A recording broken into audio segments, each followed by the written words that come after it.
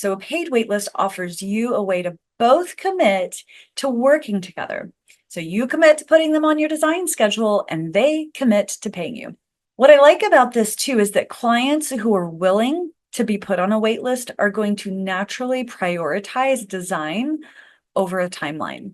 So clients who want things yesterday are not my ideal client. I want to work with clients who are willing to put in the time that it takes to really make an exceptional design for their home.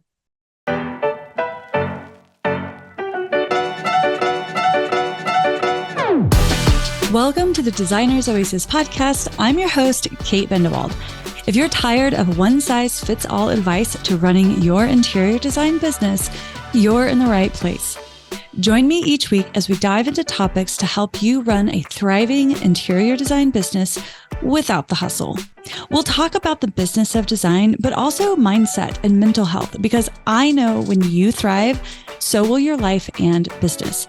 It wasn't that long ago that I stepped away from my corporate interior design job to build my own design business so that I could realize my own creative dreams, have more time with the people I love, and serve my clients at the highest level while making more money than I ever could have working for someone else. It wasn't always easy, and I made my share of mistakes along the way. Fast forward to today, and I've learned a thing or two. Since then, I've built multiple six-figure interior design businesses on authentic word-of-mouth referrals with many repeat clients. And I want to share it all with you, the ambitious, inspired, and I get it, occasionally overwhelmed interior designer who shares this dream of transforming lives through the art of interior design. You can do this. Thank you for letting me spend part of this day with you. Let's get to it.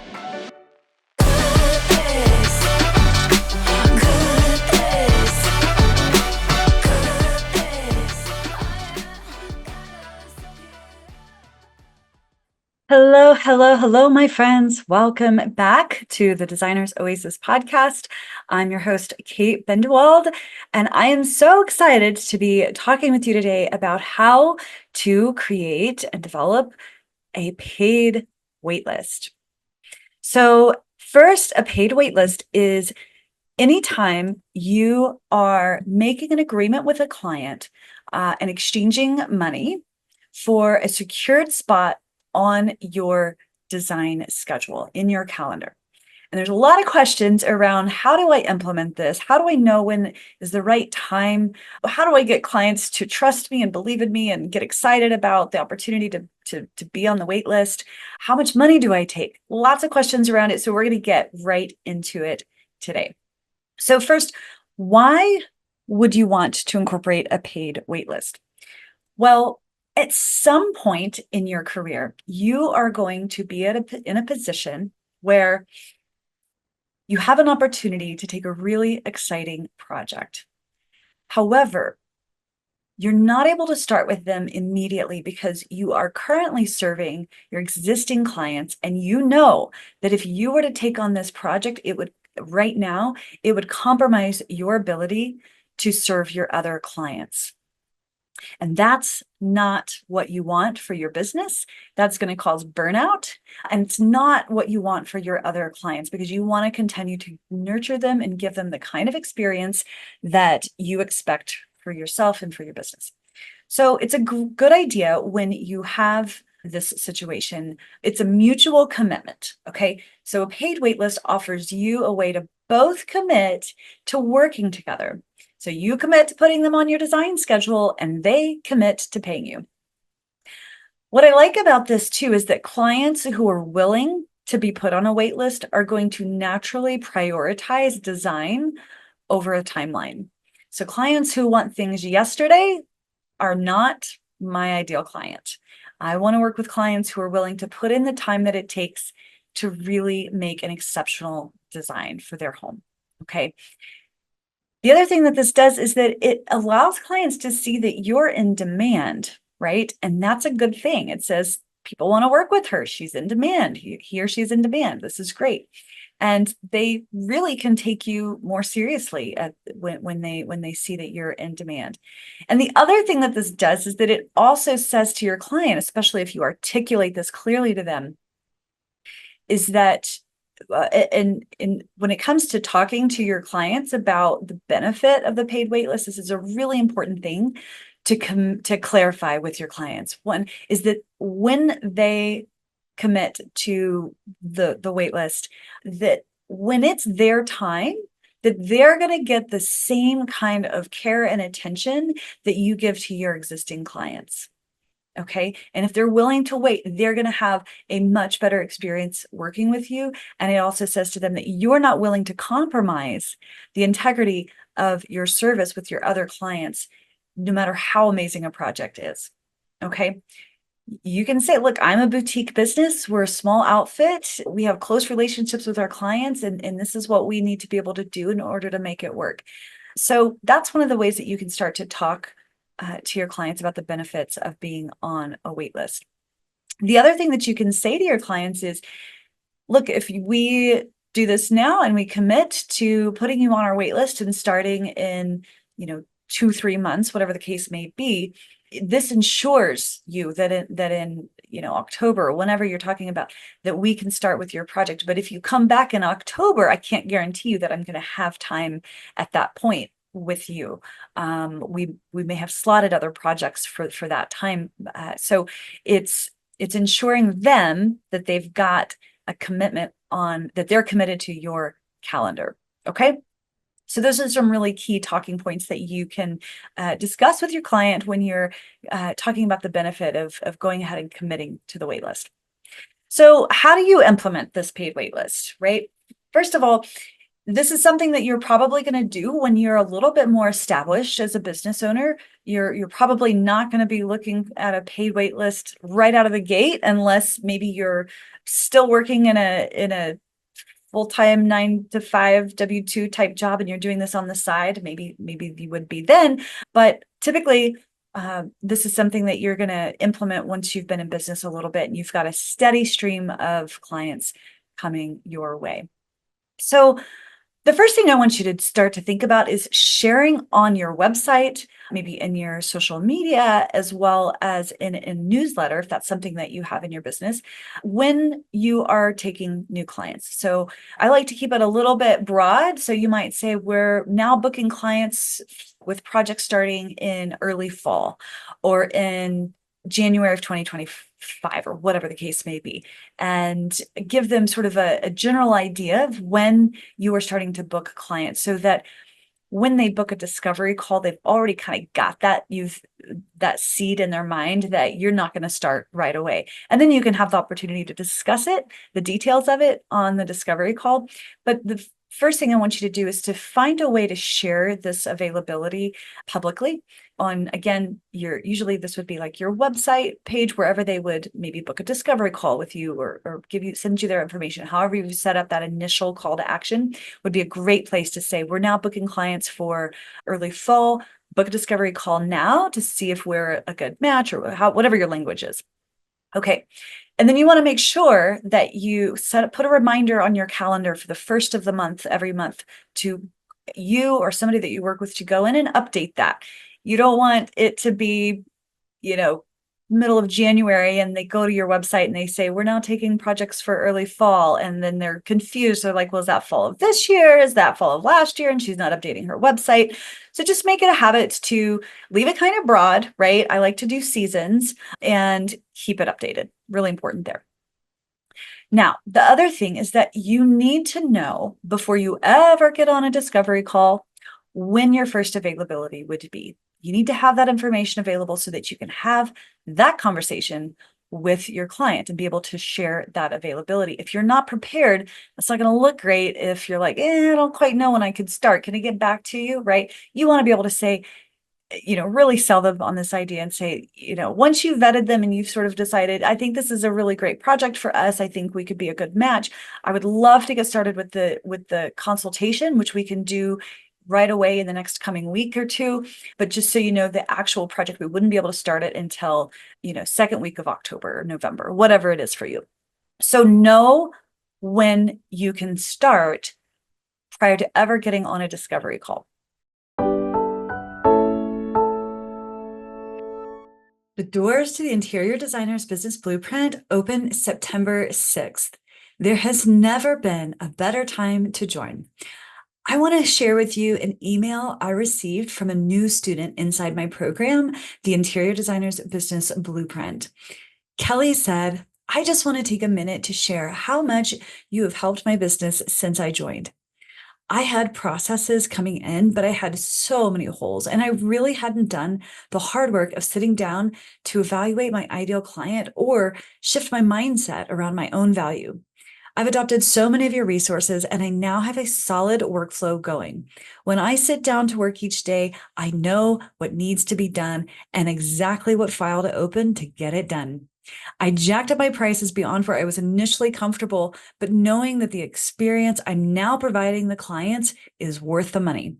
I haven't had anyone say no yet, and I'm getting projects to completion, photo shoots completed, and I'm ready to really tackle my marketing strategy.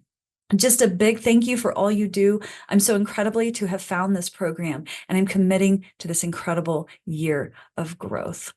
If you're like Kelly and you are looking for clarity and confidence and a helping hand in growing your interior design business, join us inside the Interior Designers Business Blueprint, where you'll get access to powerful on-demand trainings, the best community of big-hearted interior designers who are ready to cheer you on and to help support you, live Q&A sessions with yours truly to get the A's to your Q's, along with templates, tools, resources, and more. If you're an ambitious interior designer who's ready to stake your claim, I've got a seat waiting for you. Head over to designersoasis.com/blueprint and join now before the doors close again for this season. Again, that's designersoasis.com/blueprint, or grab the link in the show notes below. Doors open September 6th. I'll see you there.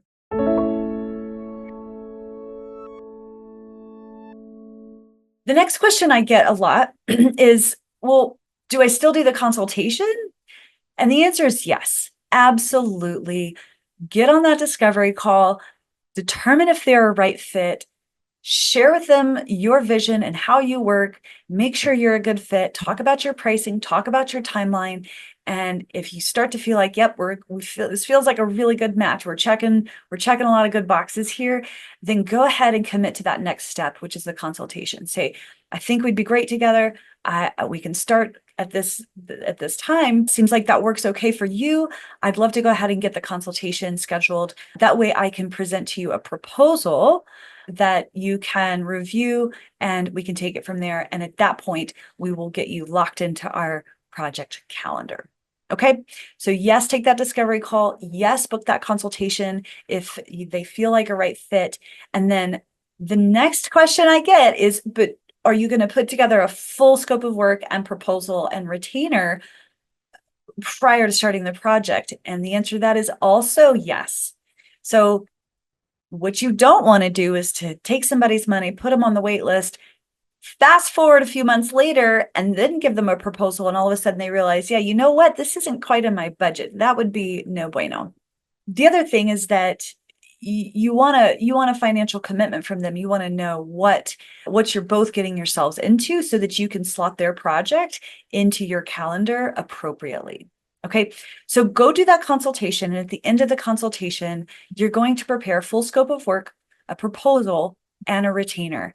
And all of these things need to happen before they are ever committed to your calendar and you agree on a start date. Okay, when it comes to collecting the retainer, the biggest question is, well, how much should I take? And I think that you have a couple of options here, and this might be something that you do on a case-by-case basis, or it's something that you implement as a rule across the board. So the retainer could be if it's a shorter wait list. So let's say you can't start for 4 to 6 weeks. If that's the case, I would go ahead and take that full initial retainer, whatever that might be. If it's a longer wait list, over 6 weeks perhaps, what I might consider doing is taking a smaller non-refundable retainer. How much should that be? Well, I'm going to say that the answer to that should be, the amount of that retainer should be dependent on the size of the proposal. So maybe it's a 50% of that retainer. And then the rest of it would be due when it's time to start. The reason why in both cases, these should be non-refundable retainers. In order to get them on your wait list and you're making a commitment and you're not making room for any other clients to them, that needs to be a non-refundable retainer. And that needs to be in the agreement that you guys make. So I just feel like if it's a longer wait list, go ahead and maybe consider breaking that initial retainer up into two smaller fees, and then they would make the second half of that payment at the start of the project. But again, this is completely up to you. You are the boss. There's no one size fits all approach to how you run your business. I want you to think about what feels in alignment with your integrity and your core values, what sits right in your gut, and what's right for the client. Okay. So take into consideration, how long is the wait list? What is the size of the retainer in the proposal? And then make a decision from there. Okay. Just make sure that you are 100% clear with your client on what your waitlist policy is, and they know all of the details before you take their money and put them on your waitlist. Okay, so the last thing I want to share with you is, once you have gone through the process of doing the consultation, you have prepared a proposal and a client agreement that they have signed, and they have paid you money, a retainer that acts as their commitment to be on your wait list, and they are slotted on your calendar. What you don't want to happen is for that period of time to go and all of a sudden there's crickets and your client doesn't hear from you. It's very important that you are connecting with your clients who are on your wait list. That can build anxiety in them, and they can think to themselves, gosh, I've just spent all this money and now I haven't heard from her. Honestly, anything could happen. Was she in a car wreck? Is she still around? Did she move? Did I just get swindled? Right? You don't want those kinds of thoughts swirling around in their heads. So make sure that you are doing things to stay in connection with them. Couple of ways you can think about doing this. Number one, you can ask yourself, is there any aspect of the design that I can initiate now?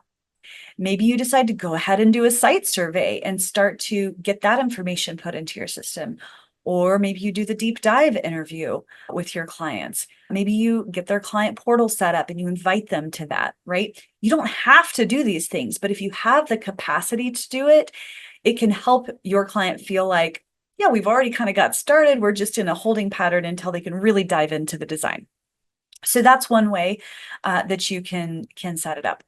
Another way that you can do this is you can set up a series of emails that are automated that your client gets on a regular cadence. So if you've got a program like Flowdesk, or Dubsado is really good at this because it's based on I don't actually use Flowdesk, but I know a lot of designers do and love it. So Flowdesk might have this feature, but I know that with at least Dubsado, you can send specific emails on a regular cadence that's based on the behaviors of the client. So I'll just say that. I'll let you do the digging on which tool might be the right fit for you. But this is going to be a series of onboarding emails that you can send to your clients. So this can be things like, here's a link to your client portal, and here's a video navigating you around, showing you how, once we get there, this is what your client portal will eventually look like and how you can use it. This is how you can ask questions or comment or approve things or pay invoices, those kinds of things. So other things you can do is revisit the process, right? If your clients are on a 2 to 3 month wait list, they're going to forget what you shared about your process. So you can send an email that reiterates, this is what the process will look like. If you have a team, send an email that introduces your team and says, this is who is responsible for admin or procurement or whatever.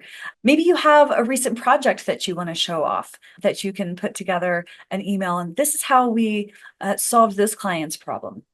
There are so many content ideas that you can do for this onboarding series. Just make sure that you create something that is as evergreen as possible, meaning something that you can sort of create once and then it works for you for a year or 2 or 3 beyond that. You don't want this to be something that you have to recreate all the time. So coming up with that new client onboarding series that you can share with your client while they're on the wait list is going to allow them to feel really supported, so that by the time you are ready to kick off the project, they are so excited. They know what to expect. and they feel supported. All right, so that's a wrap for how to build and establish a client wait list for your interior design projects.